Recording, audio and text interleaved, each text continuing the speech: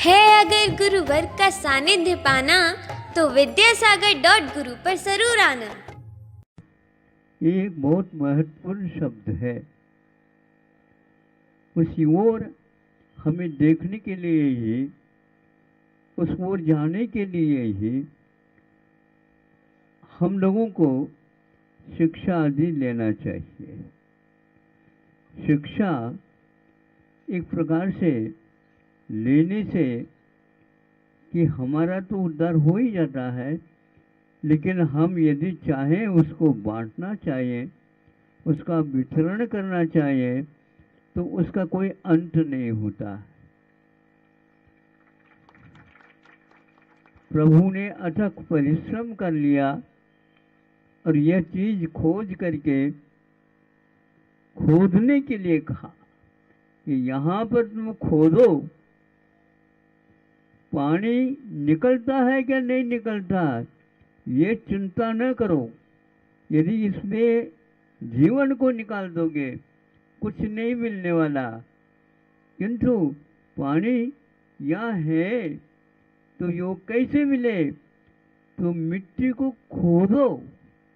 पानी को खोदने की आवश्यकता नहीं है, वो दबा हुआ पानी है, ऊपर नहीं आ पा रहा, और हमने उसके ऊपर पानी के ऊपर माटी डालते ही चले गए तो उसकी दिशा परिवर्तित हो गया है। तो शिक्षा के माध्यम से आज सरकार आप लोगों को वह दिशा देना तो चाह रही है, लेकिन उसको भी पहले दिशा पर ले लेना चाहिए। सरकार आज एक प्रकार से इस ओर काम तो कर रही है, लेकिन उसका उपयोग जैसा होना चाहिए वो नहीं हो रहा। आपके पास विद्युत है, आपके पास करंट है, आपके पास सब कुछ है, लेकिन धन और ऋण इन दोनों का मेल होना आवश्यक है। वो यदि मेल नहीं होता है तो फिर झमेला आ जाता है। झमेला समझते हो, एक उलझन है, एक समस्या है, एक प्रॉब्लम है, उससे हम आज तक नहीं निकल पाए। तो धन और ऋण इन दोनों के संयोग से जैसे विद्युत पावर पैदा हो जाता है, तो वह अपने को उसका उपयोग कर सकते हैं, लेकिन हम यदि उपयोग करना नहीं जानते हैं तो फिर उसका कोई भी लाभ नहीं होता। जल को एक प्रकार से हम पहुंचा सकते हैं, वह जड़ है, किंतु वहाँ हम रास्ता बना देते हैं लाखों करोड़ों व्यक्तियों के लिए एक अवसर प्राप्त हो जाता है, जिसको एक प्रकार से बोलते हैं जीवन मिल जाता है। यहाँ पर पानी नहीं जा सकता, वहाँ पर हम पानी पहुँचा सकते हैं, लेकिन घर में ही मात्र पानी रखने का भाव न रखो। घर में रखोगे तो उसका कोई उपयोग नहीं होगा, और उसको प्रवाहित करोगे तो लाखों करोड़ों व्यक्ति लाभान्वित हो जाएंगे, पशु पक्षी आह्लादित हो जाएंगे और ये रास्ता खुल जाएगा। किंतु उसको आज आप बांध रहे हैं। प्रवाह को बांधना कहाँ तक उचित है? अब ये शोध होना प्रारंभ हो गया है, पानी संग्रह करो, पानी संग्रह करो। अमेरिका ने कितने हजारों बांध थे, उन बांधों को निकाल दिया। इसलिए निकाल दिया, संग्रह होने से वहां पर लोकतंत्र का अभाव हो जाता है। सुन रहे हैं आप लोग? हाँ, आप लोकतंत्र की उपासक है ना? हाँ महाराज, 5-5 साल में हम अवश्य ही इस लोकतंत्र को जीवित रखने के लिए पुरुषार्थ करते हैं, करते तो हैं, लेकिन उसी के लिए कहा जा रहा। आज यदि पानी का उपयोग आप तक सीमित करते हैं तो वह आपके लिए अड़चन पैदा कर देगा, बाधा पैदा कर देगा। इसलिए उसको प्रवाहित करो। पानी कभी रुकता नहीं, यह आप लोगों की दृष्टि है। आप लोगों को दिशा बोध प्राप्त कर लेना चाहिए। पानी कभी रुकता नहीं।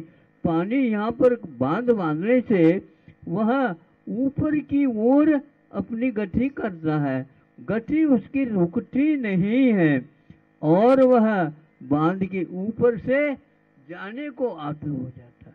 इसलिए बांधो नहीं, किंतु उसको बांध अपने स्वयं बंधे हैं, इसलिए हमारी शक्ति कुंठित हो गई है। उस पानी को यदि बांधोगे तो वह उसको फोड़ करके भी जा सकता है। आज ये घटना नित्य नित्य प्रतिदिन घटती चली जा रही है। इसलिए जो बांध बंधे हैं वह एक प्रकार से कमजोर बनाते जा रहे हैं। इसलिए वह बांध टूटने से पूर्व में आप उस प्राणी के संग्रह को छोड़ दो, लेकिन जहाँ कहीं भी मत छोड़ो, उसको ऐसे प्रवाहित कर दो और ऐसे उसको राउंड दे दो और मोड़ दो, जिसको बोलते हैं, ताकि सर्वत्र उस पानी का उपयोग हो जाएगा। फिर बाद में वह यदि होता है, रुक जाता है, तो वह समुद्र में अपने आप ही चला जाएगा। यदि आप अपना उस पानी का, जल का संग्रह किया है, उसको एक प्रकार से वितरण करना प्रारंभ कर दो। महावीर भगवान का, ऋषभनाथ भगवान का, अन्य जितने भी महापुरुष हुए हैं, उन्होंने संग्रह को नहीं, किंतु परिग्रह को नहीं, किंतु वितरण को, दान को, त्याग को महान महान शक्ति का उत्पादक माना है। और उसका यदि एक स्थान पर रुक जाता है, निश्चित रूप से उत्पादक नहीं किंतु उत्पादक हो जाता है। उत्पादक समझते हो? प्रलय होता है, जल का प्रलय भी हो सकता है। यदि जल को हम ऐसे साधन से नहर बना दो ताकि वह समुद्र की ओर न जा करके घूमते हुए जहाँ जहाँ पर प्यासे हैं लोग, वहाँ पर वह पानी चला जाएगा। वहाँ पर ही वह सोचेंगे ये कौन से महान आत्मा ने हम लोगों के लिए घर बैठे बैठे गंगा भेज दी है।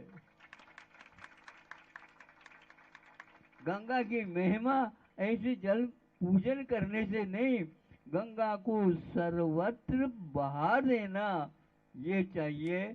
आज वह सबसे पूर्व में दूषित होती जा रही है गंगा। ये गंगा को आप लोग एक प्रकार से प्रवाह दे दो, उसमें किसी प्रकार के दोषों का उत्पादन नहीं होने दो, उसमें मत मिलावट करो। इस प्रकार करने से आप लोगों को शांति मिलेगी। शांति एक घर में नहीं मिलती है, यदि मिलती है तो सभी देश में मिल सकती है। इसलिए अपने घर को आप मत बांधो, किंतु घर को तो खोल दो, यानी संग्रह को खोल दो। ऋण और धन दो वस्तु हैं। धन के माध्यम से आप बहुत कुछ लोगों को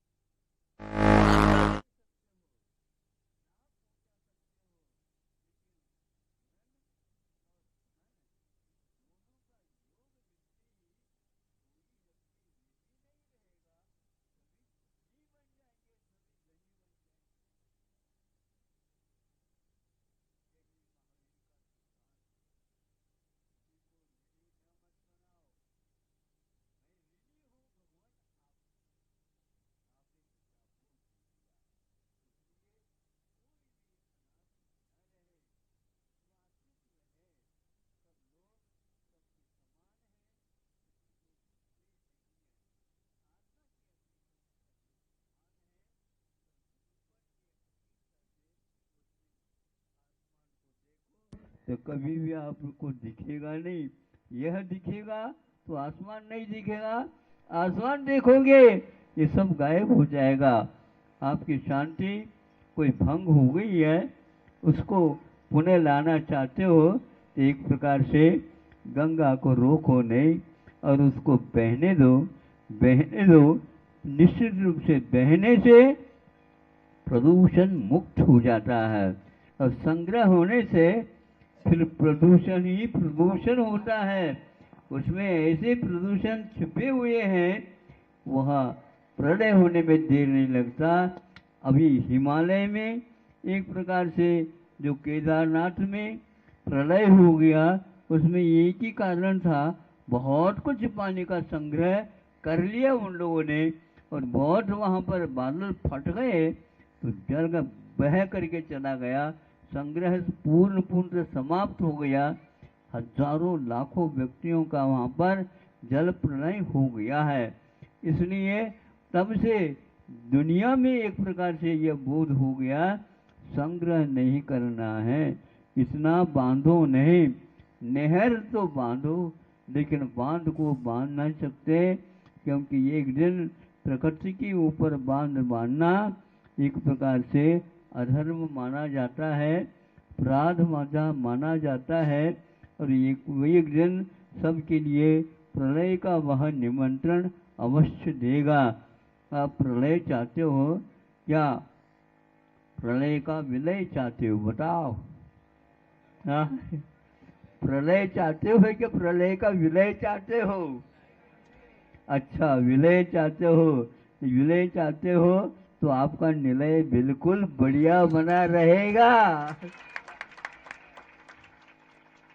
हाँ, इसलिए जहाँ जहाँ पर शहर बन रहे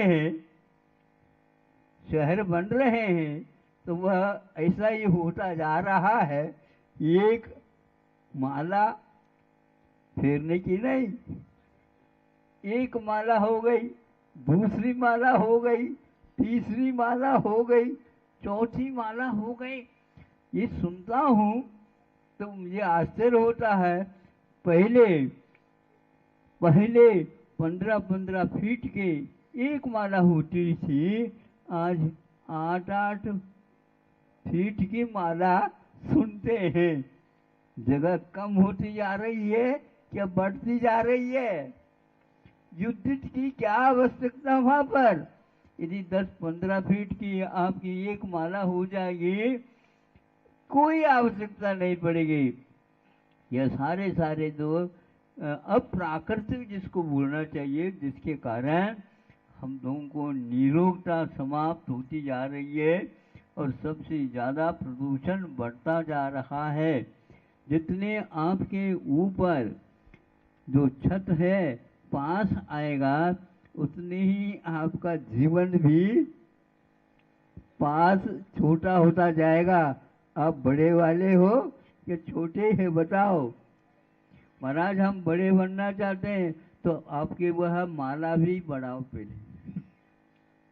जितने भी 100 वर्ष पूर्व में कंस्ट्रक्शन हुआ है, वह निश्चित रूप से इसकी कोई आवश्यकता नहीं मानती थी। लेकिन आज जगह नहीं है, कहाँ पर? शहर में उतनी ही तो जगह रहेगी। आगे बढ़ाते चले जाओ, ऊपर बढ़ाते चले जाओ और ऊपर जितने आप बढ़ाते चले जाओगे उतने ही गुरुत्वाकर्षण नीचे की ओर खिंचाव होंगे। गिरता किसको? कौन गिरता है? ऊपर वाला गिरता है क्या नीचे वाले गिरता है? बताओ मुझे, बताओ। हाँ, इसलिए ऊपर जाने से पूर्व में गिरावट को भी याद रखना। इसलिए अब बिल्डिंग का रूप ही बदलना देना चाहिए, क्योंकि जितने नीचे की मंजिल में रहना चाहते हैं वो तो बहुत स्वस्थ रहेंगे, क्योंकि धरती पास है। और जितने माला ऊपर चले जाएंगे, सबसे ज्यादा बड़ा साहूकार माना जाता आज जो शहरों में ऊपर के मंजिल में रहते हैं। लेकिन ऊपर के मंजिल जब गिर जाए तो क्या करोगे? बताओ। हाँ, स्वयं को तो हो ही जाता है, लेकिन दूसरे बिल्डिंगों के ऊपर गिर जाओगे, क्या हाल होगा? प्रलय होगा, हानि होगी और हम एक दूसरे के पास रहने पाएंगे। बड़े बिल्डिंग से भी अब हट करके आप अपनी बिल्डिंग बनाना प्रारंभ कर दो ताकि प्रदूषण मुक्त हो सके। अहिंसा परमो धर्म की